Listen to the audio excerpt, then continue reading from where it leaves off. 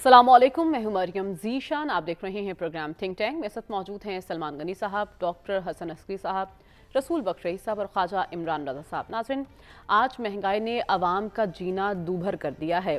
ना सिर्फ जीना, यहाँ तक कि मरना तक मुश्किल हो चुका है। पहनना ओढ़ना, खाना पीना, हत्ता कि अशिया ज़रूरिया की तमाम चीज़ें और उनकी कीमतें आवाम की जेब पर भारी हैं। आज महंगाई है और गुर्बत से आम आदमी नाराज़ और गुस्से में है। ये एतराफ़ अब हुकूमत भी कर रही है। वज़ीर आज़म के मुशीर बराए सियासी उमूर राना सनाउल्लाह का ये मानना है, उन्होंने इस बात का एतराफ़ किया है कि आज महंगाई है और हुकूमत चाहती है कि महंगाई को कम किया जाए, लेकिन IMF ने इजाज़त नहीं दी। तो क्या वाकई IMF एक बड़ी रुकावट है आवाम को रिलीफ देने में? हुकूमत किस हद तक आवाम को रिलीफ देना चाहती है? ये वो पॉइंट है जिस पर आज हम अपनी डिस्कशन को आगे बढ़ाएंगे। सलमान साहब, हुकूमत तो एतराफ़ कर रही है, लग रहा है कि दर्द दिल रखती है, आवाम के लिए कुछ करना चाहती है। क्या वाकई हुकूमत इतनी बेबस है IMF के आगे? खैर, लोगों ने वोट तो पाकिस्तान की हुकूमत को दिए या मुंतखब नुमाइंदों को देते IMF को नहीं दिया। उसको तो IMF का जिक्र नहीं होता। और मैं नहीं समझता कि IMF कोई रुकावट है। बात है कि IMF इनको क्या कहता है कि मालियाती डिसिप्लिन कायम करें, सब्सिडी ना दें, खसारे में कमी लाएं, अपने ज़खायर बढ़ाएं। टैक्स नेट तो बात है कि टैक्स नेट में इजाफा करें। तो टैक्स नेट में इजाफा क्यों नहीं होता कि टैक्स तो सारा पाकिस्तान के सैलरी पेड लोग देते हैं, उनमें इजाफा होता है। तो बात ये कि ये जो महंगाई है, देखिए मरियम, एक वक्त था कि हमने देखा है कि पाकिस्तान के पॉलिटिशियन और ख़ास तौर पे जो हुक्मरान थे ना, किसी चीज़ की कीमत में इजाफे के हवाले से 10 दफ़ा सोचते थे कि लोगों पे इसका क्या इंप्रेशन होगा। पहली दफ़ा मैं पूरे वसूख से एक बात कहता हूँ, आज अदम में वाबस्तगी है पाकिस्तान के हुक्मरानों में, सियासतदानों में और 24 करोड़ मसाइल ज़दा आवाम में। और कोई पार्टी भी, ये भी कल की बात है कि हम देखा करते थे एक पार्टी के लोग महंगाई के खिलाफ मुजाहरा करते थे, रोटियां गलों में डाली होती थी, बिजली के बिल, गैस के बिल। अब सब कुछ अगर IMF ने करना है तो फिर हमारी ये हुकूमतें या हुक्मरान किस मर्ज की दुआएं। अब तो हुकूमतों की तरजीहात में दिखाई नहीं देता कि अवाम को रिलीफ देने के लिए भी कुछ करना है। जमहूरियत में कहते हैं, सियासतदान कहा करते थे कि अवाम हमारी ताकत है, कि अवाम की ताईद और हमायत। कोई पार्टी भी देखे, सारे तजर्बे करके देख लिया, पीपल्स पार्टी का तजर्बा, PTI का तजर्बा, मुस्लिम लीग नून का तजर्बा, सब एक लाइन में खड़े हैं। इस वक्त पाकिस्तान की कोई पॉलिटिकल पार्टी भी, आप मुझे बताएं कि मसाइल ज़्यादा, महंगाई ज़्यादा, मुश्किलात ज़्यादा आवाम के साथ कोई यकजहती का इज़हार किसी सतह पे हो रहा है? मुझे याद पड़ता है कि प्राइम मिनिस्टर साहब ने ये बात कही थी जब वो दूसरी दफ़ा प्राइम मिनिस्टर बने हैं कि पाकिस्तान के 24 करोड़ अवाम ने अपनी ज़िम्मेदारी निभा दी है और पाकिस्तान की शराफिया पे अब लोड आएगा। लेकिन मैंने देखा कि इसी हुकूमत के दौरान कि लोग ये बिजली और गैस के बिल घरों में जिन्नों की सूरत में आते हैं, और अब भी ऐसा ही है, और यही कैफियत है। और पेट्रोल की कीमतों में इजाफा तो होता है 10-10 रुपए का, कमी होती है 1-1 रुपए की। और फिर देखें, ये दो पाकिस्तान बन गए, एक अवाम का पाकिस्तान, दूसरी तरफ आप जब ये बात कर रहे थे तो सिर्फ वजीर, मशीर, अरकान पार्लियामेंट और दीगर अशराफिया के तबकात कई 100 गुना उनकी तनख्वाहों में इजाफा हुआ है। यहाँ तक मुझे याद पड़ता है वज़ीर आज़म ने तो किफ़ायत शहरी मुहिम का भी जिक्र किया। जी, किफ़ायत शहरी मुहिम पे मैं 10 दफ़ा बात कर चुका हूँ कि जिस साहब की जिम्मेदारी लगी थी, नासिर खोसा साहब, उन्होंने तो सजेस्ट किया था और उसमें उन्होंने जजेस के बारे में भी कहा था कि इनकी जो पेंशन है कम से कम वो 5 लाख कर दें, वो सैलरी के बराबर ना करें। लेकिन मेरी इत्तला के मुताबिक जजेस को तो और ज़्यादा इजाफा हो गया। तो लिहाजा इस कैफियत में अब पाकिस्तान की पॉलिटिकल पार्टीज या हुकूमतें जो हैं, इसीलिए अवाम की तरफ नहीं देखती कि उनको ये पता है। मैं पूछता हूँ कि क्या पाकिस्तान के अवाम को कोई उम्मीद और आस पाकिस्तान की सियासत के हवाले से है, सियासी जमातों के हवाले से है, या वो किसी लीडरशिप से ये तवक्को करते हैं कि ये बरइख्तियार आकर कोई उनकी रिलीफ का बंदोबस्त करेंगे? देखें, एक वक्त में रोटी दाल पाकिस्तान के अंदर कोई मसला नहीं था, आज सबसे बड़ा मसला रोटी और दाल है। वो किसी ने कहा था ना, तू की जाने यार अमीरा, रोटी बंदा खा जाती है। इस वक्त ये कैफियत है और मैं समझता हूँ ये पाकिस्तान के अहले सियासत के लिए लम्हे फिक्री है, जो अपनी सियासत समझते थे कि पाकिस्तान के अवाम के साथ मशरूत है। अब तो ये भी कोई नहीं कहता कि कोई अवाम की तईद से बरइख्तियार आएगा, क्योंकि उनको पता लग गया अवाम को कि ये हमारी वजह से नहीं है, जिस वजह से बरइख्तियार आते हैं। और बात है कि जब आप मस्जिद इक़्तिदार पर पहुँच जाते हैं, अपोजिशन में अवाम के दर्द वो बताते हैं कि क्या है, वो चीज़ों की कीमतें बताते हैं। यहाँ तो अपोजिशन को भी दर्द महसूस नहीं हो रहा। आपको इसीलिए कहा कि इस वक्त पाकिस्तान की कोई पॉलिटिकल पार्टी ऐसी नहीं जिसका कोई सियासी केस हो, और कोई ऐसा नहीं जो अवाम के साथ यकजहती का इजहार कर रहा हो। और 3 चीज़ें तो ऐसी हैं जो तो आपने सीधी IMF को दे दी हैं कि जी बिजली, गैस और पेट्रोलियम اور مجھے یاد پڑتا ہے کہ جب یہ بجلی بنانے والے کارخانوں کے مافیا پہ ہاتھ پڑا تھا تو اس کے بعد بھی جو اجازت ہے وہ آئی ایم ایف سے لی گئی تھی. میرا خیال اب فیصلہ ہونا ہے آئی ایم ایف اور حکومت کے درمیان کہ پاکستان کے لوگوں نے تو اپنی حکومت کی طرف دیکھنا, اب لوگ آئی ایم ایف کی طرف دیکھتے ہیں, اور آئی ایم ایف کو ہم قصور کیوں نکالیں؟ بھائی آئی ایم ایف کیا کہتا ہے؟ آئی ایم ایف کیا انہیں روکتا ہے کہ پاکستان میں بڑی گاڑیوں پہ, بڑے گھروں پہ, بلکہ آپ یاد کریں ابھی کل کی بات ہے, وہ جو زرعی ٹیکس لگا رہے تھے بڑے جاگیرداروں پہ, وہ ٹیکس لگا ہے, میرا خیال وہ جو پہلا ٹیکس ہے وہ بھی نہیں مل رہا. تو میں یہ لمحہ فکری ہے پاکستان کے اہل سیاست کے لیے کہ اگر انہیں سیاست کرنی ہے تو پھر انہوں نے عوام کی طرف دیکھنا ہے یا کسی اور طرف دیکھنا ہے. میں آپ کو زمینی حقائق یہی ہیں کہ یہ بجلی اور گیس کے بل لوگوں پہ بہت بڑا عذاب ہے, یہ جن ہیں لوگوں کے گھروں میں اترتے ہیں. اور یہ بات مجھے یاد پڑتا ہے کچھ سال پہلے کسی نے کہا تھا کہ ہم عوام کو اپنی ڈال دیں گے کہ ان کو حکومتوں کی طرف دیکھنے کی فرصت نہیں ملے گی. میرا خیال وہی وقت آ گیا ہے کہ نہ لوگ عوام حکومت کی طرف دیکھ رہے ہیں, نہ حکومت کو عوام کی فکر. ٹھیک ہے ڈاکٹر صاحب, لیکن آئی ایم ایف کو جواز بنا کر کیا عوام کو مطمئن کیا جا سکتا ہے حکومتوں کی جانب سے؟ دیکھیں پرائس ہائیک پہ کیا بات کریں, ہم ایک ایسے دور سے گزر رہے ہیں جہاں عوام کے لیے نا امیدی, بے چارگی اور پریشانی ہے.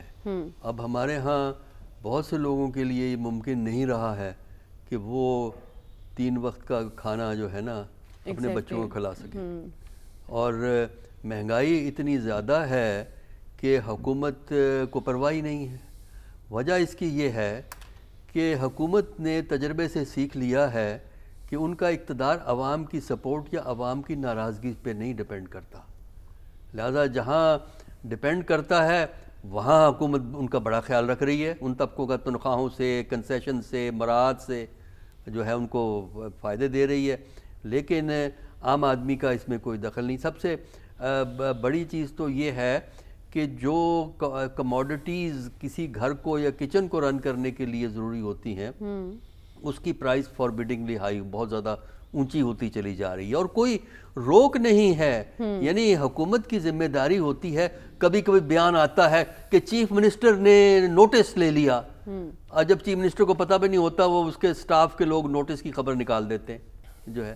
تو یہ اس قسم کی جو باتیں ہیں یہ بالکل افسوس کا مقام ہے کہ کوئی اس طرف توجہ نہیں. آپ بل اٹھا کے دیکھ لیں نا, گیس کا بل ابھی آیا ہے, اس کو ذرا لاہور میں اٹھا کے دیکھیں, جو گیس کی قیمت ہے وہ بل کا 20% ہے.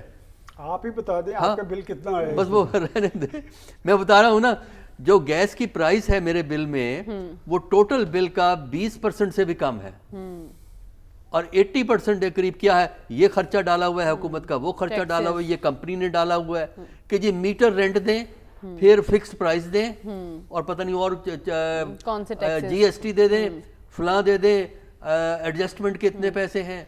تو مطلب یہ لوٹ مچائی ہوئی ہے کیونکہ پوچھتا کوئی نہیں. یہ تو ایک بڑا ایشو بنا, لیکن جو سبزیوں کی قیمتیں اتنی ہائی ہو گئی ہیں, دالیں کھانا مشکل ہو گئی ہیں. دال کی قیمت 400 روپے کلو کی دال مل رہی ہے اب آپ کو. آپ اندازہ کریں لوگ دال کھائیں یا کس چیز. سب چینی پچھلے سال اسی مہینے میں 130 تھی, اب 230 ہے. اب دیکھیں نا چینی کی قیمت کیوں بڑھی ہے, یہ فیصلے حکومتی فیصلے ہیں. 2024 ستمبر میں فیصلہ ہوا تھا کہ یہ باہر ایکسپورٹ کر دی جائے, ایکسپورٹ ہو گئی. کچھ لوگوں نے جو مالکان ہیں ان کے فیکٹریوں کے, انہوں نے ایکسپورٹ کر کے پیسہ کمایا, پھر یہاں جب پرائس اوپر گئی یہاں پیسہ کمایا. ڈاکٹر صاحب ایکسپورٹ بھی ہوئی ہے یا نہیں یہ بھی پتہ نہیں ہوتا, یہی گوداموں میں پڑا ہوتا ہے. نہیں وہ بھی ایک ڈرامہ ہے, لیکن پھر ایکسپورٹ سے بھی پیسہ بنتا ہے, اور پھر اس کے علاوہ آپ نے جو ہے یہاں پرائس اوپر گئی اس سے پیسہ بنا. اب بتائیے نا کہ حکومت کو کوئی فکر ہے نہیں ہے, کوئی فکر. فائدہ کون اٹھا رہا ہے؟ فائدہ کون اٹھا رہا ہے, وہی ہے جو حکومت کے قریب ہیں. بھئی شوگر ملز کو آپ چیک کریں اونرشپ کن لوگوں کی ہے, یعنی 80-90% وہ لوگ ہیں جو برسر اقتدار ہیں. اب ظاہر ہے کہ برسر اقتدار اپنے پہ تو پابندی نہیں لگائے گا اس قسم کی جو ہے. تو مجھے تو کوئی امید نہیں ہے یہ, جب تک عوام, اصل میں عوام اس لیے کھڑی نہیں ہوتی کہ انہیں سیاسی جماعتوں سے بھی نا امیدی ہو گئی ہے, اور دوسرا یہ ہے کہ حکومت نے جو تشدد کا استعمال کیا ہے, پنجاب کی حکومت نے جتنا تشدد استعمال کیا ہے وہ کرتے وہ پی ٹی آئی کے خلاف کرتے رہے ہیں, لیکن اس سے خوف کی فضا قائم ہو گئی ہے. پہلے زمانے میں یہ ہوتا تھا کہ جو لوگ پولیٹیکل ریزنز کی وجہ سے گرفتار ہوتے تھے ان کو 2 دن میں بیل مل جاتی تھی. اب یہ ہے کہ بیل ملتی ہی نہیں، 2-3 ہفتے بلکہ مہینے، کیا ہوتا ہے ریمانڈ ہو جاتا ہے، وہ پولیس کا ریمانڈ ہو گیا 2 ہفتے کا، 1 ہفتے کا پولیس کا ریمانڈ، 1 ہفتے کا پھر ایکسٹینڈ ہو گیا، پھر وہ کورٹ میں کیس چلتا رہتا ہے، کہیں 2 مہینے کے بعد آپ کو اب بتائیں 2 مہینے میں اگر کوئی بندہ پکڑا گیا اس کے بیوی بچوں کو کون کھلائے پلائے گا؟ تو بندہ یہ سوچتا ہے کہ میری تو مصیبت بڑھ جائے گی اگر میں احتجاج کروں گا، تو وہ کیا کرتا ہے، وہ کسی سے مانگتا ہے، خیراتی اداروں کے پاس جاتا ہے۔ اگر پاکستان میں چیریٹیبل فریم ورک نہ موجود ہوتا جس میں فری کھانا بہت سے لوگ دیتے ہیں، بہت سی تنظیمیں دیتی ہیں، اگر یہ نہ ہو پاکستان کے اندر تو آپ یہ دیکھے گا کہ سٹارویشن آپ کو سڑکوں پہ نظر آئے گی۔ اس وقت حکومت کو کچھ نظر نہیں آ رہا، حکومت کو صرف 27ویں ترمیم نظر آ رہی ہے، اقتدار کا محفوظ کرنا ہے، اس کو ایگزمپشن دینی ہے۔ میرا یہی پوائنٹ ہے کہ جس طرح ہم نے ان ترامیم کے دوران حکومت کو ایکٹیو دیکھا اور جس طرح کوشاں وہ دکھائی دیے، کیا عوام کو ریلیف دینے کے لیے بھی اتنی سٹرگل اور اتنی ایفرٹ حکومت کر سکتی ہے رسول بخش رئیس صاحب؟ بالکل کر سکتی ہے اگر کرنا چاہے، اس کے لیے مشکل فیصلے کرنے کی ضرورت ہے کہ جو چیزیں آپ کھاتے پیتے ہیں ان کا تعلق زراعت سے ہے۔ اگر آپ زراعت میں سرمایہ کاری نہیں کرتے، آپ کے جو زراعت کے شعبے ہیں ہر صوبے کے اندر، ہر ضلع کے اندر، جن کو آپ بھاری تنخواہیں دیتے ہیں، وہ اگر اپنا کام ایکسٹینشن کا نہیں کرتے، کہ کسانوں کو جا کے نہیں بتاتے کہ کون سی فصل کب لگانی ہے، کیا بیماری آپ کے فصل کو ہے، کیا دوائی آپ استعمال کریں گے، اور اگر آپ بیج صحیح وقت پہ اور کھادیں بغیر کسی ایڈلٹریشن کے، ملاوٹ کے اگر آپ سپلائی نہیں کرتے تو آپ کس قسم کی حکومت ہیں؟ میرا خیال یہ ہے کہ اس میں 2 چیزیں ہیں مہنگائی میں، 3 چیزیں ہیں بلکہ۔ پہلی بات تو یہ ہے کہ لوگوں نے وہ ذمہ داری اپنے کنبے کو پالنے کے لیے نہیں لی جس کا تقاضا حکمت کرتی ہے اور مذہب کرتا ہے، کہ گنجائش آپ کے پاس ایک کی بھی نہیں، آپ شادی بھی کر لیتے ہیں اور 5 بچے، 6 بچے، 7 بچے، 8 بچے، تو اس میں کیسے اس کی غربت ختم ہو سکتی ہے؟ تو وہ اس کے لیے تو آپ پورے خاندان کو آپ مکمل ایک بکاری بنا رہے ہیں۔ لیکن بچوں کو بھی میں دیکھتا ہوں روزانہ کی بنیاد پر، پچھلے زمانے کی بات کی جائے تو 11 15 بچے ہوتے تھے تب ویسے روٹی کی ایسی فکر نہیں ہوتی تھی جیسے اب ہے۔ اس زمانے کی بات کر رہے ہیں، بہت پرانے زمانے کی، 3.5 کروڑ سے اگر آپ 24 کروڑ ہو، کی بات ہو رہی ہے، جو اس وقت یہ تھا کہ 3.5 کروڑ آبادی تھی، 4 کروڑ کے قریب آبادی تھی، اگر آپ اسی زمین پہ اسی پانی کے ساتھ، انہی دریاؤں کے ساتھ، انہی نہروں کے ساتھ آپ اس آبادی کو 4 سے 24 کروڑ کر دیں تو کہاں آئے گا؟ ایک یہ ایشو ہے، لوگوں کو سمجھنا چاہیے، حکومت کو منصوبہ بندی کرنی چاہیے، یہ سٹرکچرل ایشو ہے، اس کی طرف لوگ نہیں جاتے، وہ کہتے ہیں جی یہ فلاں پروگرام، فلاں مفت یہ دو، مفت یہ دو، مفت یہ دو، کب تک آپ مفت دیتے رہیں گے؟ آپ ہر چیز ختم ہو جائے گی آپ کی۔ دوسرا جو بڑا ایشو ہے زراعت میں وہ یہ ہے کہ نہروں کا پانی لوگوں کو انصاف کے ساتھ نہیں ملتا، کوئی قانون نہیں۔ آپ کا نہری نظام پنجاب میں کہتا ہوں، چونکہ میں کاشتکار ہوں، میں جانتا ہوں، بالکل خستہ حالت میں ہے کہ لوگ چوری کرتے ہیں اور افسر بیچارے مجبور ہیں کیونکہ سیاستدان ان کو کوئی ایکشن لینے سے روکتے ہیں۔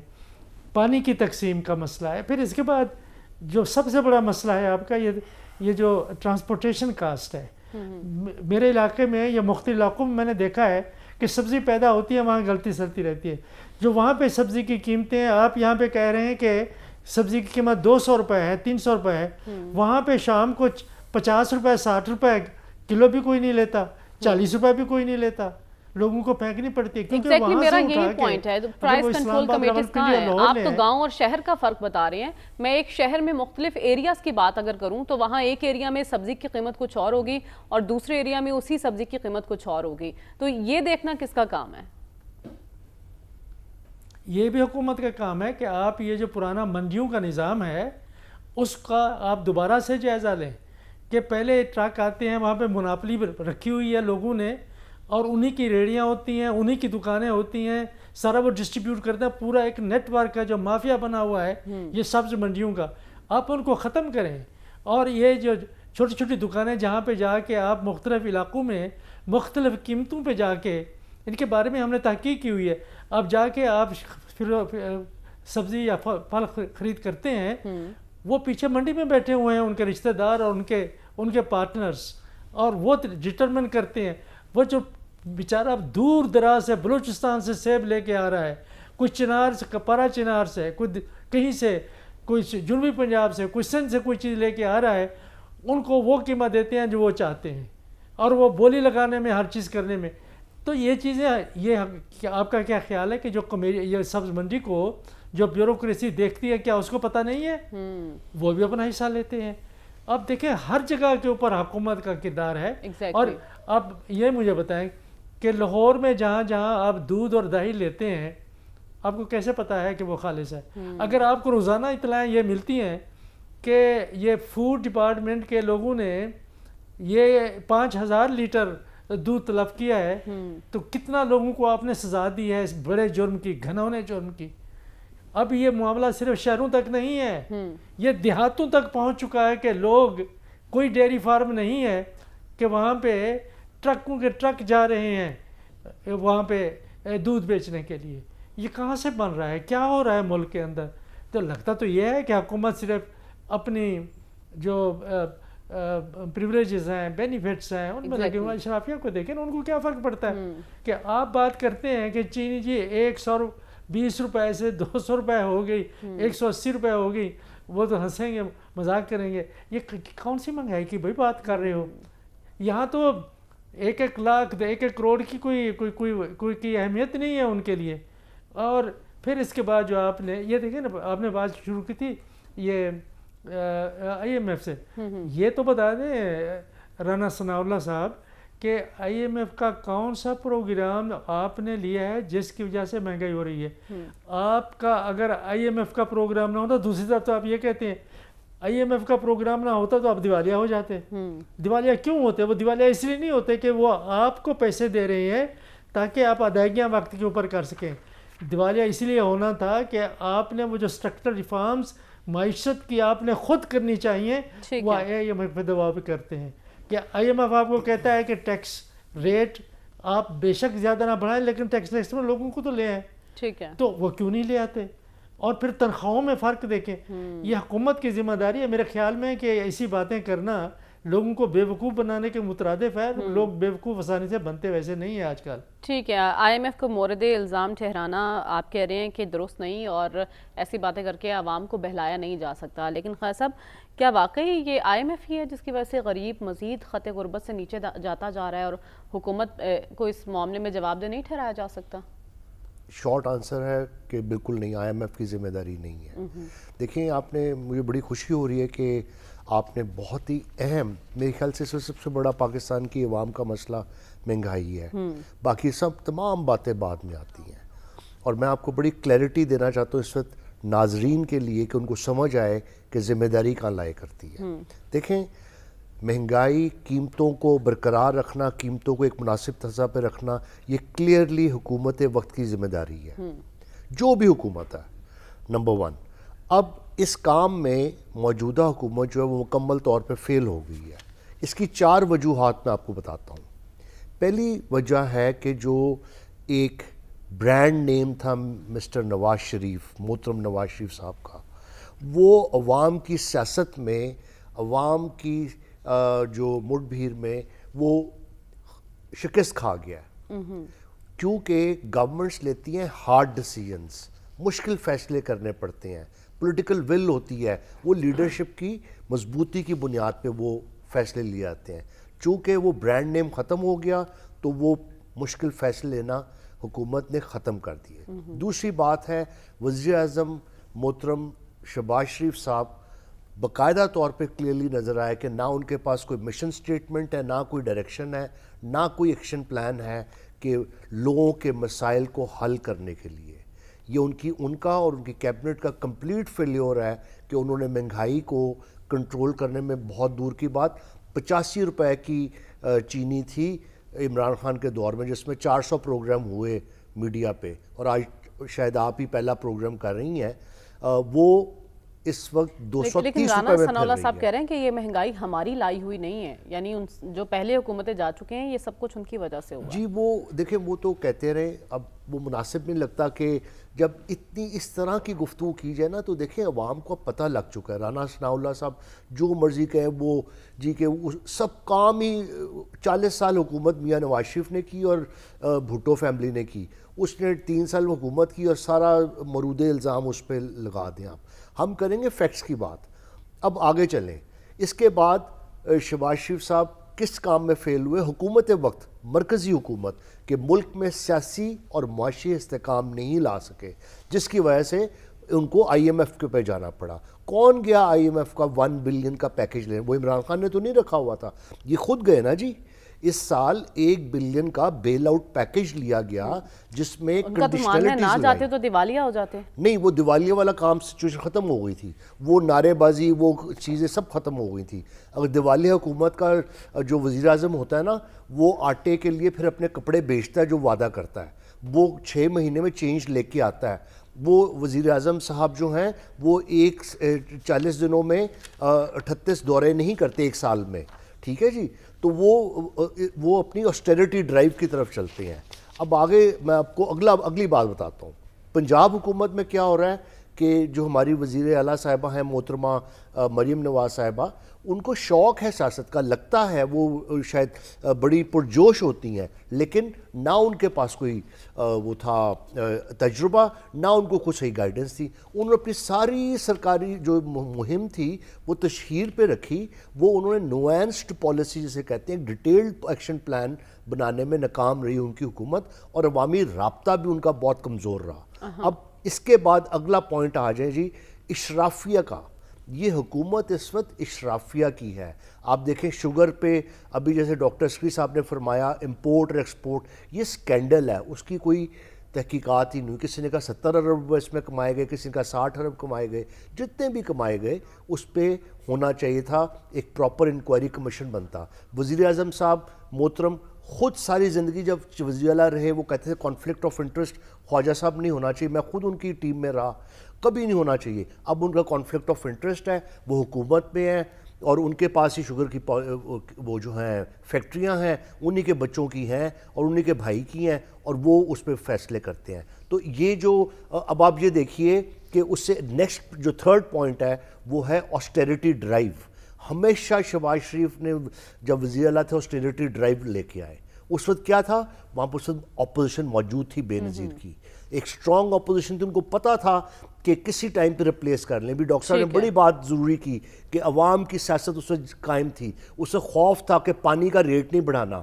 اب بجلی کا ریٹ بڑھا لیں، پانی کا ریٹ بڑھا لیں، گیس کا ریٹ بڑھا لیں، مونگ کی دال 400 کی بک رہی ہے، جو پیٹرول ہے وہ 285 کا ہو گیا ہے۔ ان تمام باتوں سے معاملات جو ہیں لوگ تنگ آ گئے ہیں، اور آپ نے اس کے آگے کیا کیا؟ آپ نے کیا یہ کہ آپ نے باقاعدہ طور پہ صرف اپنے جو جسے کہتے ہیں نا آپ کے پروگرامز جو ہیں اس کو ایک آپ نے جشن کا سامان بنا دیا ہے۔ کوئی میٹنگ ہوتی ہے، کوئی کسی پالیسی کا آپ انٹروڈکشن کرتے ہیں، وہاں پہ ایسے لگتا ہے جیسے ایک بہت بڑا ایک شو ہو رہا ہے، کوئی میلہ لگا ہوا ہے، کوئی عیش و عشرت کا سامان ہے۔ یہ کہہ رہے ہیں کہ تاثر یہی ہے کہ حکومت کی ترجیحات میں عوام کو ریلیف دینا نہیں ہے، اور اس کی ایک بڑی وجہ یہ بھی ہے کیونکہ ایک اسٹرانگ اپوزیشن نہیں ہے اور حکومت خود کو جواب دہ بھی نہیں کنسیڈر کر رہی، تو یہی وجہ ہے کہ غریب عوام مزید پستے جا رہے ہیں۔ ہمیں پروگرام میں آگے بڑھنا اور بات کرنی ہے۔ روس نے پاکستان اور افغانستان کے درمیان کشیدگی میں کمی کے لیے ثالثی کی پیشکش کی ہے، کیا یہ پیشکش رنگ لائے گی؟ اس پر بات کریں گے اس بریک کے بعد۔ اسٹے ود اس۔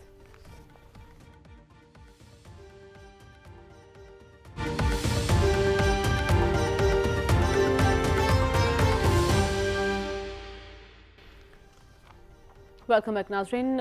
روس کی جانب سے پاکستان اور افغانستان کے درمیان کشیدگی کم کرنے کے لیے ثالثی کی پیشکش کرتے ہوئے کہا گیا ہے کہ پاکستان اور افغانستان دونوں اہم شراکت دار ہیں اور ہم سمجھتے ہیں کہ معاملات بات چیت سے حل ہونے چاہیے۔ سلمان صاحب، ایران کے بعد اب روس کی جانب سے یہ پیشکش کی گئی ہے، کیا اس میں کوئی پیش رفت ہو سکتی ہے؟ دیکھیں بات یہ کہ یہ پاکستان تھا جس نے افغانستان میں امن کو اس خطے کے استحکام کے ساتھ مشروط کیا تھا۔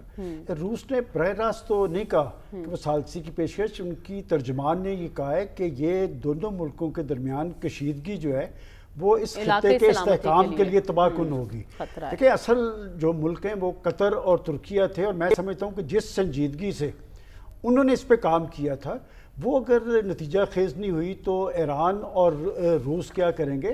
لیکن سلمان صاحب روس وہ ملک ہے جس نے اس کو تسلیم کیا، اس سال تسلیم کیا. کیا کوئی اثر و رسوخ ہوگا روس کا افغانستان پر؟ دیکھیں روس سے ہی تو کام شروع ہوا تھا. یہ جو آج تک ہم افغانستان کو بھوگت رہے ہیں یہ رشیا نے ہی تو پہلے وہاں پر قبضہ، وہاں پر فوجیں اتاری تھی. بات یہ کہ پاکستان کی طرف سے بار بار ایک بات کہی گئی ہے، موٹی بات نہیں ہے، صرف ایک فکر ہے کہ جی آپ افغان سرزمین سے حملوں کو روکیں، اور اس افغانستان کے لیے وہ مرے تھے جن کے لیے وہ رہے وضو کرتے. بات یہ کہ پاکستان کا ایک بڑا کیس ہے، ایک بڑی سٹڈی ہے دنیا کو. میں نے بار بار کہتا ہوں کہ ٹرمپ صاحب جب ماضی میں برسر اقتدار تھے انہوں نے افغانستان کی وجہ سے پاکستان کو ٹارگٹ کیا تھا کہ جی یہ ساری صورتحال، اور پاکستان دنیا کو یہ بتا رہا تھا کہ وہاں پر سیاسی تبدیلی کے عمل سے وہاں پر استحکام آئے گا. اور وہ کام جو حامد کرزئی اور اشرف غنی کے دور میں نہیں ہوا وہ ان کے دور میں ہوا ہے. اور اب سب سے خطرناک بات کہ جی ہم پاکستان سے تجارتی تعلقات بھی ختم کر کے دیگر ملکوں کے ساتھ کریں گے. بھی کس ملک کے ساتھ کرو گے؟ چاہ بہار کی بندرگاہ کی بات کر رہے ہیں اور ایشیائی کنٹریز کی بات کر رہے ہیں، وہ تو تمہارے بارے میں خود کہہ رہے کہ یہاں سے آپ واپس جائیں.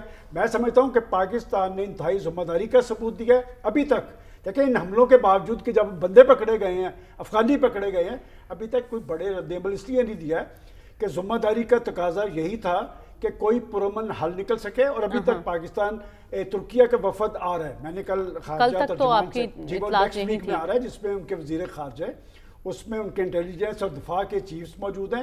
میں سمجھتا ہوں کہ وہ کوششیں پرامن حل کی طرف ایک سنجیدہ کوشش ہوگی. آپ یہ کہنا چاہ رہے ہیں کہ مذاکرات کی بحالی کے امکانات ہیں اگر ترکیہ کا وفد؟ دیکھیں ابھی وہ پاکستان آئیں گے، اس سے پہلے وہ سب کچھ دیکھ چکے ہیں اس مذاکرات میں. پاکستان نے وہاں کیا بات کی ہے؟ پاکستان نے تو وہاں پر شواہد دیے ہیں، اور 3 باتیں تھیں کہ جی آپ کارروائی کریں یا مل کے کارروائی کریں یا ہمیں کارروائی کرنے دیں. وہ تینوں پہ تیار نہیں، دراصل وہ دیکھ کسی اور طرف رہے ہیں. بات یہ اکتوبر میں ہوا کیا ہے، جب سے ان کا وہ ملا بتکی کا دورہ ہوا ہے بھارت کا، بدلے بدلے میرے سرکار نظر آتے ہیں، لیکن اس بھارت نے ان کی مدد کے لیے نہیں آنا. یہ افغان انتظامیہ کو جان لینا چاہیے کہ اگر پاکستان اپنے سے 6 گنا بڑے ملک کو جارحیت کا مزہ 4 گھنٹے میں چکھا سکتا ہے تو 2 گھنٹے میں ان کے مرض کی تشخیص بھی جانتا ہے کیا ہے. لیکن پاکستان نے، میں سمجھتا ہوں، صبر اور تحمل سے کام لیا ہے. ایک ذمہ دار ملک کے طور پہ پھر مذاکرات کے حوالے سے سنجیدہ ہے. اور پاکستان کا پرائم منسٹر اور پاکستان کے فیلڈ مارشل کے بیانات ریکارڈ پہ ہیں کہ افغانستان ہمارا ہمسایہ ہے، لیکن یہ برداشت نہیں ہوگا کہ وہاں سے پاکستان کے اندر حملے ہوں. اور میرے خیال یہ ترکیہ کی کوشش میں سمجھتا ہوں کہ وہ سنجیدہ کوشش ہے.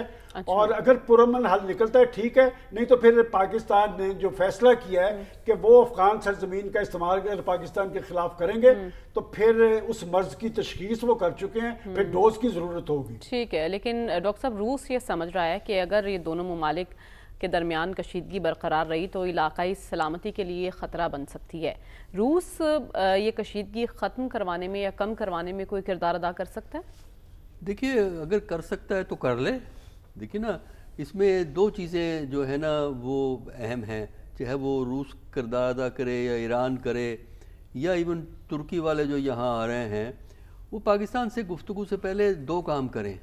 ایک تو کام یہ کریں کہ وہ کابل کی حکومت سے بات کریں کہ بھئی آپ نے کس طریقے سے آپ نے اپنے نظام کو چلانا ہے اور کس قسم کے تعلقات آپ جو ہے ممالک پہ اپنے ہمسایہ ممالک سے رکھنا چاہتے ہیں. اور دوسرا کام یہ کرے جو پہلے سے ریلیٹڈ ہے کہ وہ اپنا خود تجزیہ کرے اور تجزیہ کر کے دیکھے کہ جو پاکستان کی شکایت ہے وہ درست ہے یا غلط ہے. یعنی یہ بات فیکٹ ہے، یونائٹڈ نیشن نے بھی اس بات کو تسلیم کیا ہے کہ افغانستان میں دہشت گروپ، کئی قسم کے دہشت گروپ موجود ہیں. تربیتی کیمپس سینٹرل ایشیا کے ممالک، ازبکستان سے پوچھ لیجئے آپ، اس کے علاوہ جو ہے تاجکستان سے پوچھ لیجئے کہ ان کی کیا رائے ہے کہ کس قسم کے گروپ وہاں موجود ہیں. تو جب اگر آپ کو یہ پتہ ہے، رشیا کو پتہ ہے، ایران کو پتہ ہے، ترکی کو پتہ ہے کہ واقعی وہاں سے یہ چیزیں آ رہی ہیں، تب تو پھر ان کا رویہ دوسرا ہونا چاہیے. یہ رویہ کہ بات کر لو، چپ کر کے بیٹھ جاؤ، یہ کرو، یہ اس لیے ممکن نہیں ہے کہ اس کے کانسیکوینسز پاکستان کے لیے خطرناک ہیں. جب اندرونی طور پہ یہ واقعات ہوتے ہیں، جس طرح اسلام آباد میں ہوا، وانا کے کالج میں ہوا، کیڈٹ کالج میں ہوا، وہ تو اللہ کا شکر ہے کہ جو ہے سیکیورٹی فورسز نے مینیج کر لیا سارا ایشو، ورنہ وہ پشاور آرمی کالج اسکول والا حاشر ہو جاتا وہاں کا بھی. تو اللہ کا شکر ہے کہ وہ سیکیورٹی فورسز نے کام دکھا دیا وہاں پہ. دیکھیے تو یہ ہے کہ اگر یہ ملک اس بات پہ کنونس ہیں، یا تو یہ کہیں کہ پاکستان کی شکایت غلط ہے، پاکستان سے کہیں دیکھیے ہم نے چیک کیا ہے وہاں تو بڑی اچھی نظام چل رہا ہے، کوئی دہشت گرد. لیکن آپ کیا کہنا چاہ رہے ہیں اگر یہ کنونسڈ ہیں تو پھر کیا ری ایکشن ہونا چاہیے، ان کو کیا کرنا چاہیے؟ نہیں، ان کو پہلے ایڈمٹ کریں کہ یہ پھر یہ پہلے افغانستان کو سمجھائیں نا، اس کے بعد پاکستان سے بات کریں. پہلے افغانستان سے بات کریں کہ بھئی تم چاہتے کیا ہو، یہ گروپ تمہارے ہاں موجود ہیں، رشیا کو بھی پتہ ہے یہ گروپ موجود ہیں، تو لیکن یہ لیپا پوتی کہ جناب وہ موجود ہیں، ہاں آپ بات کریں. بات کس بات پہ کریں؟ ایشو جو پاکستان کا ہے وہ ٹیررزم کا ایشو ہے، جس میں ان کے لوکل روٹس بھی ہیں. دیکھیے پاکستان کی ذمہ داری بنتی ہے کہ ان کی لوکل سپورٹ بھی موجود ہے، اس کو پاکستان کو خود ڈیل کرنا چاہیے. لیکن دوسری طرف جو ہے، جو میں کئی دفعہ اس پروگرام میں کہہ چکا ہوں کہ سب سے بڑا آپ کی بارڈر کراسنگ ہوتی کس طرح ہے، اس کو آپ کو اسٹرکٹلی نوٹ کرنا چاہیے. آج کل تو بارڈر کی موومنٹ بند ہے آفیشیل، لیکن اس کے باوجود بھی بارڈر کراس ہو جاتا ہے. دوسرا جو ہے نا، ان کے اندرونی لنکیجز کیا ہیں، پاکستان میں ان گروپس کی سپورٹ بیس کیا ہے، کون لوگ ہیں جو ان کو سپورٹ کرتے ہیں. اس کے بعد پھر آپ جو ہے ڈپلومیسی کو استعمال کریں. کوئی بڑا ملٹری آپریشن افغانستان کے خلاف کرنے کی ضرورت نہیں ہے، ٹھیک ہے، وہ درست نہیں ہوگا، وہ فائدہ نہیں ہوگا، اس سے حاصل نہیں ہوگا. ہاں اگر کبھی ضرورت پڑے تو ٹارگیٹڈ اسپیسیفائڈ جو ٹریننگ کیمپ ہیں ان کو آپ نشانہ بنا سکتے ہیں، لیکن وہ لاسٹ ریزورٹ میں ہے. اس سے پہلے جو آپ کے اقدامات ہیں ان کی طرف زور دیجیے. آپ کہہ رہے ہیں یہ آپشن لاسٹ ہونی چاہیے، اس سے پہلے کے اقدامات جو ہیں وہ کرنے کی ضرورت ہے. لیکن رسول بخش رئیس صاحب، ابھی کہا گیا کہ افغانستان سے پوچھا جائے کہ وہ کیا چاہتا ہے، اور ہم نے خبر یہ بھی سنی کہ وہاں کے نائب وزیر اعظم نے اپنے تاجروں کو منع کر دیا ہے کہ بھئی آپ اب کہیں اور معاملات اپنے سیٹل کرنے کی کوشش کریں، یہاں سے اب تجارت ممکن نہیں. کس کی ایما پر یہ تیور بگڑے ہیں افغانستان کے؟ دیکھیں یہ افغانستان نہیں ہے، یہ طالبان ہے، اور طالبان کو آپ افغانستان نہ سمجھ لیں. افغانستان ایک ملک ہے، ایک ریاست ہے، ایک اس کی تاریخ ہے، اس کے اندر مختلف قسم کے لوگ رہتے ہیں، اور جس جبر و استبداد اور ایک دہشت کی فضا میں انہوں نے اپنی حکومت وہاں پہ قائم رکھی ہوئی ہے، وہاں پہ دوسرے لوگ خاموش ہیں یا ملک چھوڑنے پر مجبور ہیں یا کونوں میں کہیں بھی چھپے پھرتے ہیں، اور دنیا میں بیچارے افغانوں کو جگہ نہیں ملتی. تو اس لیے یہ افغانستان کی تو ہم بات کرتے ہیں، افغانستان کی جو موجودہ حکومت ہے، اور حکومت کا نام بھی میں سمجھتا ہوں کہ ایک بہت توہین ہے طالبان کی انتظامیہ پر. اس کو حکومت کرنے کے لیے یا ریاست کرنے کے لیے کچھ بھی نہیں ہے ان کے پاس، سوائے ایک جنونیت کے، اور سوائے اس کے کہ وہ تشدد اور دہشت گردی کو ایک پالیسی کے طور پر اپنے لوگوں کے خلاف استعمال کریں، اور جو وہاں پہ اور لسانی دھڑے ہیں ان کو خاموش کرنے کے لیے دہشت گردی استعمال کریں، اور پاکستان کے خلاف دہشت گردی استعمال کریں. اس کے علاوہ ان کی کوئی حیثیت نہیں ہے. تو ان کا دیکھیں جو حکومت اور ریاست ہوتی ہے اس کا مقصد عوام کی فلاح ہوتا ہے، ویسے ایک داخلی استحکام ہوتا ہے، ہم آہنگی ہوتی ہے دنیا میں، ایک وقار ہوتا ہے، ایک احترام ہوتا ہے. اگر کوئی وہ وقار اور احترام طالبان انتظامیہ کا ہو تو کوئی تو ملک تو ان کو تسلیم کر لے، اپنے سفارتکار وہاں پہ بھیجے، اپنے ایمبیسی کے اوپر جھنڈا لگائے. یہ 4 سال گزرنے کے بعد بھی ان کا یہی حال ہے تو ان کے بارے میں آپ کیا کہیں گے؟ تو اس لیے جو عام باتیں ہم منسوب کرتے ہیں حکومتوں سے، ریاستوں سے، وہ طالبان انتظامیہ سے نہیں ہو سکتی. یہ مختلف قسم کے لوگ ہیں، لیکن ان کے اندر بھی اپنے دھڑے بنے ہوئے ہیں، اور سارے وہ یہ نہیں چاہتے کہ پاکستان کے ساتھ تعلقات خراب ہوں، یا تعلقات کی خرابی کی بنیاد پر وہاں پہ افغانستان کے تاجر کہاں جائیں گے، اور افغانستان کا کاشتکار کہاں جائے گا جو پھل پیدا کرتا ہے. جو امیڈیٹ سب سے بڑی منڈی ان کو اویلیبل ہے وہ پاکستان کے 24 کروڑ عوام کی منڈی ہے، جہاں پہ کہ ان کی سبزی، ان کے پھلوں جو سب سے بڑی ان کی برآمدات ہیں ان کی کھپت ہوتی ہے. ہمارے لیے بھی ان کے لیے بھی سود مند ہے کہ افغانستان میں استحکام ہو، امن ہو. یہ دیکھیں جب تک کہ افغانستان، روس کی بھی بات کرنا چاہتا ہوں کہ روس چاہتا ہے کہ علاقے میں استحکام ہو. اگر افغانستان بد نظمی اور ایسا ماحول پیدا کرتا ہے کہ جہاں پہ مختلف دہشت گرد گروہ جا کے وہاں پناہ لیتے ہیں تو ان کو سنٹرل ایشیا میں خطرات ہیں، چین کو خطرات ہیں، ہمیں خطرات ہیں. تو ان کا مقصد یہی ہے کہ استحکام ہونا چاہیے پورے علاقے میں، جس کو وہ یوریشیا کہتے ہیں، اور گریٹر یوریشیا کی وہ بات کرتے ہیں جس میں پاکستان یہ سارے ممالک شامل ہیں، کہ استحکام، امن، ہم آہنگی اور ساتھ ہی ہے کہ علاقائی تعاون ترقی کے لیے ہونا چاہیے. تو اس مقصد کے لیے وہ چاہتے ہیں کہ ماضی میں بھی انہوں نے کوششیں کی ہیں. یہ نہیں ہے کہ پہلی بار ایسے ہی کوئی بیان آ گیا ہے، بلکہ انہوں نے ایک جو فارمیٹ ہے جس کو ہم ماسکو یا رشین فارمیٹ کہتے ہیں، ٹھیک ہے، اس میں وہ طالبان کو بھی بلاتے ہیں، ایران بھی آتا ہے، پاکستان بھی ہے، چین بھی ہے، کہ علاقائی ممالک مل کے ہم کوشش کریں کہ وہاں پہ استحکام لایا جائے. ٹھیک ہے، تو ان کی طرف سے یہ جینوئن آفر ہے، دیکھیں کہ کس حد تک وہ بھی کامیاب ہوتے ہیں. ٹھیک ہے. وہ ایک آپ کہہ رہے ہیں کہ جینوئن آفر کی گئی ہے اور دیکھنا ہے کس حد تک کامیابی نصیب ہوتی ہے. خالد صاحب، میں آپ سے یہی جاننا چاہتی ہوں، قطر، ترکیہ اور اس کے بعد ایران اور اب روس بھی میدان میں ہیں اور سب یہ چاہ رہے ہیں کہ بات چیت سے مسئلے کا حل تلاش کیا جائے، لیکن ان سب میں افغانستان کیا چاہ رہا ہے اور یہ جو ممالک جن کو تشویش لاحق ہو رہی ہے علاقائی سلامتی کی، وہ کیا کردار ادا کر سکتے ہیں؟ دیکھیں، جہاں تک افغانستان کا تعلق ہے، اس کو تو ایک بات سمجھ آ چکی ہے افغان طالبان کو، جو اس وقت جن کی حکومت ہے، کہ کراس بارڈر وائلیشن ہوگی، ہماری طرف ایک شہادت ہوگی، اس کا بھرپور جواب دیا جائے گا. ٹارگٹڈ ہوگا، پرسائز ہوگا اور بھرپور ہوگا. اس پہ کوئی دوسری رائے نہیں ہے. اور ہماری بہادر افواج نے پوری ریجن میں اپنی سپریمیسی قائم کی ہے. ملیٹریلی ہم اوفینسو ملک نہیں ہیں، ہم پیسفل کنٹری ہیں، لیکن ہماری شہادت ہوگی ایک فوجی کی، ایک سویلین کی، تو ہم اس کا بھرپور جواب دیں گے. یہ افغانستان کو پتہ لگ گیا اور ہم کراس بارڈر وائلیشن نہیں مانیں گے. اب آ جائیں مذاکرات پہ. دیکھیں ذرا، میں آپ کے پروگرام میں ہمیشہ ایک ورڈ کہتا رہا ہوں کہ لارجر گیم کا حصہ نہ بن جائے. میں یہاں پہ اپنے ایک انالیسز ہمبل سا پیش کر دیتا ہوں. دیکھیں، دو راستے ہیں.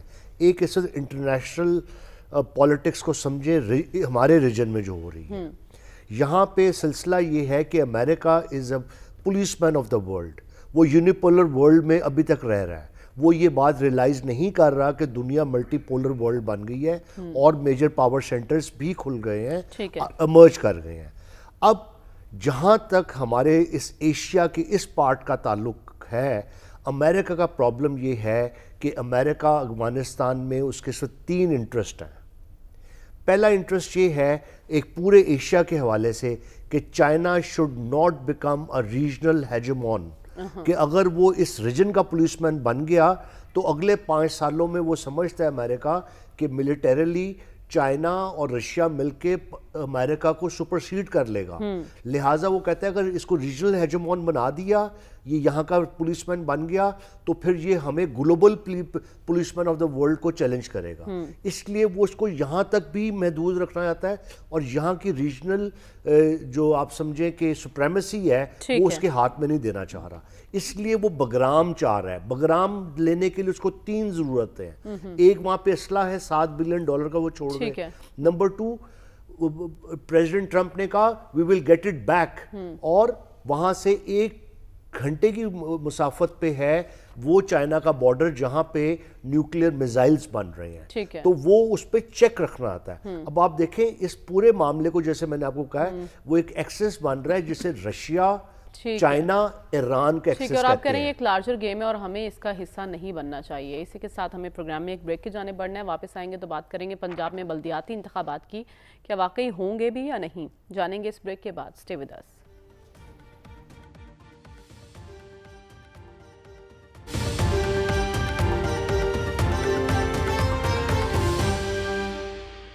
ویلکم بیک ناظرین. 3 سال کے دوران 6 مرتبہ قانون میں تبدیلی کی گئی، 2 مرتبہ حلقہ بندیاں کی گئیں، ایک بار تو شیڈیول بھی جاری ہوا لیکن اس کے باوجود بلدیاتی انتخابات نہ ہو سکے. اب 6ٹھی مرتبہ قانون بدلا ہے اور الیکشن کمیشن آف پاکستان نے دسمبر میں پنجاب میں بلدیاتی الیکشن کروانے کا شیڈیول بھی واپس لے لیا ہے. تو اب ہونے کیا والا ہے، بلدیاتی انتخابات ہوں گے یا نہیں، ایک بڑا سوالیہ نشان ہے. اس کا جواب تلاش کرنے کی کوشش کرتے ہیں.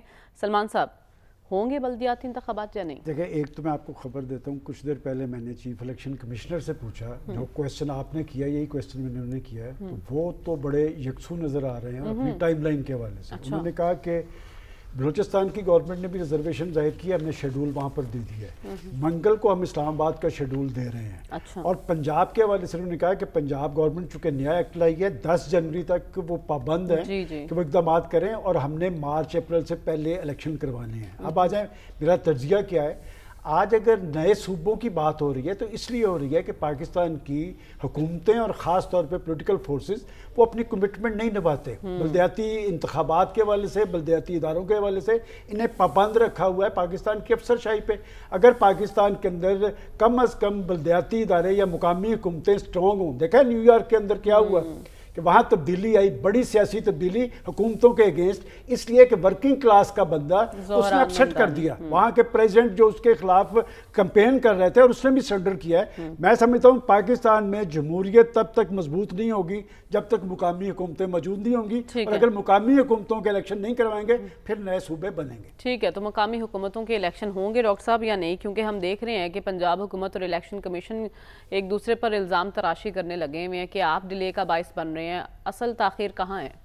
دیکھیے الیکشن کمیشن تو ڈٹرمنڈ لگتا ہے، جس طرح کوئٹے کا الیکشن پہ انہوں نے حکومت بلوچستان کی بات نہیں مانی، اور اب یہ ہے کہ اسلام آباد کا بھی بڑے عرصے سے رکا ہوا ہے، اور وہ بھی بڑا انٹرسٹنگ نسخہ استعمال کرتے ہیں اسلام آباد والے، جب بھی الیکشن کی بات کرتے ہیں الیکشن لاء میں تبدیلی کر دیتے ہیں نیشنل، کبھی سیٹیں بڑھا دیں گے، کبھی نمائندے بڑھا دیں گے، اور وہ اس سے پھر کام رک جاتا ہے۔ تو اب یہ ہے کہ الیکشن کمیشن تو ڈٹرمنڈ ہے، وہ تو کروانا چاہتے ہیں اور ان کی ذمہ داری بھی ہے الیکشن کروانا، لیکن دوسری طرف حکومت کو تو کوئی فائدہ نہیں ہے الیکشن کرانے کا، اس لیے کہ جو اس وقت جو ہے سسٹم آف گورننس ہے پنجاب کا، وہ ہائیلی پروونشل گورنمنٹ کے کنٹرول میں ہے ہر چیز، پروونشل گورنمنٹ پلس بیوروکریٹس، یہ ایک اسٹرانگ سا کمبینیشن بنا ہوا ہے جو پورے اس پروونس کو جو ہے مینیج کر رہا ہے۔ تو میرا نہیں خیال کہ وہ یہ چاہیں گے کہ یہ جو کنٹرول ہے ٹاپ سے، یعنی لاہور سے جو کنٹرول ہو رہا ہے، اس کنٹرول کو ویکنس پیدا ہو جائے، کیونکہ ظاہر ہے اگر آپ لوکل گورنمنٹ بناتے ہیں تو لوکل گورنمنٹس جو ہیں وہ اپنے کام خود کرنا شروع کرتی ہیں، آپ سے کچھ ڈیمانڈ کرتی ہیں، فنڈز آپ سے لیتی ہیں پروونشل گورنمنٹ سے، تو یہ ایک نئی پریشر بلڈ ہو جاتا ہے پروونشل گورنمنٹ کے اوپر۔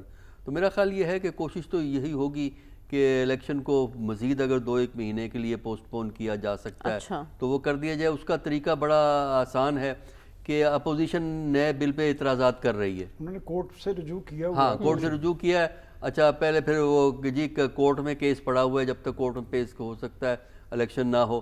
پھر ایک اور طریقہ ہے کہ ابھی تو اپوزیشن کی بات نہ مانو، کچھ عرصے کے بعد جب الیکشن قریب آئے گا اپوزیشن کی 2-4 باتیں مان کے، ہاں اپوزیشن کی کچھ باتیں مان کے لا امینڈ کر دو، لا امینڈ کریں گے الیکشن پھر پوسٹ پون ہو جائے گا۔ ایگزیکٹلی، تو یہ سلسلہ آخر کب تک جاری رہے گا رسول بخش رئیس صاحب؟ کب تک بھاگ سکتی ہے صوبائی حکومتیں بلدیاتی الیکشن سے؟ جب تک کہ جمہوریت کے نام پر غیر جمہوری رویے یہاں پہ مضبوط رہتے ہیں، جب تک یہ غیر جمہوری رویے کمزور نہیں ہوں گے، جمہوریت اور یہ غیر جمہوری رویہ، میں آمریت کی بات نہیں کر رہا یا نہ موروثیت کی بات کر رہا ہوں، یہ تمام چیزیں ضد ہیں جمہوریت کی۔ جمہوریت کی جو بنیاد ہے وہ مقامی حکومتوں پہ ہے، مقامی حکومتوں سے، شہری حکومتوں سے ریاستی حکومتیں بنی ہیں، وفاقی حکومتیں بنی ہیں، نظام نیچے سے چلتا ہے، عوام سے چلتا ہے، عوام کا ہے، عوام کے لیے ہے، عوام کی فلاح کے لیے ہے۔ آپ نے ان کو حکمرانی میں اور حکومت کی منصوبہ سازی میں، وسائل کی تقسیم میں، انصاف مہیا کرنے میں، ہر چیز سے آپ نے ان کو محروم کیا ہوا ہے کہ آپ کو نہیں پتا کہ آپ کو آپ کی گلی کس طرح بننی چاہیے، آپ کے وسائل کس طرح بننے چاہیے۔ یہ تو حاکم وقت ہی آپ کو بتائے گا، اور وہ جو وہاں پہ بیٹھے ہوئے ہیں اس لاہور میں وہ آپ کو بتائیں گے۔ دیکھیں دنیا کی مثالیں ہمارے پاس ہیں، چین کی مثال لے لیں، چین اگرچہ وہ جمہوری ملک نہیں ہے، انہوں نے یہ منصوبہ بندی اور وسائل کی تقسیم مقامی سطح کے اوپر کی ہوئی ہے۔ امریکہ میں، برطانیہ میں، تمام مغربی جمہوریتوں میں مقامی حکومتیں وہ سارا کام کرتی ہیں جو آپ کا M N A M P اور سینیٹر صاحب کرنا چاہتے ہیں. کیا روزانہ شور مچاتے ہیں. یہی تو المیہ ہے کہ ہم مثالیں مغرب کی دیتے ہیں لیکن اس پر عمل درآمد نہیں کرتے, نہ ہی ہمارے اقدامات ان سے میل کھاتے ہیں. خالد صاحب, آپ کی نظر میں اقتدار کی نچلی سطح تک منتقلی کیوں نہیں ممکن بن پا رہی, کب تک یہ ممکن ہوگا؟ دیکھیں جی, بڑی کلیئر بات ہے کہ چاہے پنجاب حکومت ہو, چیف الیکشن کمشنر ہو یا کورٹس ہوں, وہ یکسوں ہیں, وہ ون پیج پہ ہیں, الیکشن نہیں ہوں گے جب تک حکومتی جماعت مسلم لیگ نون نہیں چاہے گی, خصوصی طور پر پنجاب میں. اب وجہ یہ ہے کہ میڈم مریم نواز صاحبہ جو ہیں, ان کو جو 8 فروری کو خوف تھا, جو خوف وزیر اعظم شہباز شریف صاحب کو تھا, وہ پی ٹی آئی کا یا عمران خان کا کہہ لیں, وہ پہلے سے زیادہ ان کے دلوں میں ہے. اچھا. اور آپ دیکھیں کہ جو انہوں نے نئی امینڈمنٹ کی وہ اتنی مضحکہ خیز ہے کہ غیر جماعتی بنیادوں پہ الیکشن ہوں گے. بھئی آپ شیر کے نشان پہ الیکشن لڑیں, کوئی نشان نہیں ہوگا, الیکشن لڑے جائیں گے, اور 1 مہینے کے اندر وہ لوگ جو ہیں وہ جو الیکٹ ہو کے آئیں گے, وہ جو جماعت جوائن کرنا چاہیں, تاکہ حکومتی جماعت میں پھر آٹومیٹکلی. اس میں تو کوئی مسئلہ ہی نہیں ہے, حکومت کو تو پھر کروا دینے چاہیے الیکشن. نہیں, لیکن اس سے بھی خوف ہے نا جی کہ یہ کہیں یہ سب پالیسیز جو ہے, جیسے 8 فیبرری کو وہ فیل ہو گئے تھے اپنے کام میں, جب بلہ لے لیا تو کہیں وہ ان کے کسی سمبل پہ وہ لوگ نہ جیت جائیں. ایک بات ہی ہے. سیکنڈ بات یہ ہے کہ چاہے عمران خان کی پارٹی ہو, چاہے مسلم لیگ نون ہو, یہ تمام, یا پیپلز پارٹی ہو, یہ ساری شخصی پارٹیاں ہیں. یہ نہیں چاہتے کہ نئی لیڈرشپ آئے. لوکل گورنمنٹ سے دیکھیں, جب مشرف صاحب کے دور میں ناظم کا جو نظام آیا تھا, اس سے بڑے اچھے ناظم ڈیولپ ہوئے, انہوں نے کام کیا. اس میں باقاعدہ طور پہ فائنینشیل اور ایڈمنسٹریٹو وہ جو تھی پاورز نیچے ڈیلیگیٹ کی گئی تھیں, اور جب وہ ڈیلیگیٹ ہو گئی تھیں تو اس سے ایک نئی لیڈرشپ ڈیولپ ہو رہی تھی, جو اس وقت مسلم لیگ نون کی لیڈرشپ جو اپنی صرف شریف فیکٹر کے بلیو کرتی ہے, وہ نہیں چاہتی کہ نئی لیڈرشپ. اور یہی وجہ ہے ہمیں اس وقت لیڈرشپ کا بھی شدید فقدان دکھائی دے رہا ہے, کیونکہ نئی لیڈرشپ سامنے نہیں آ رہی. اس کے ساتھ ہی پروگرام کا وقت ختم ہو جاتا ہے. ہمیں اجازت دیجیے, اللہ حافظ.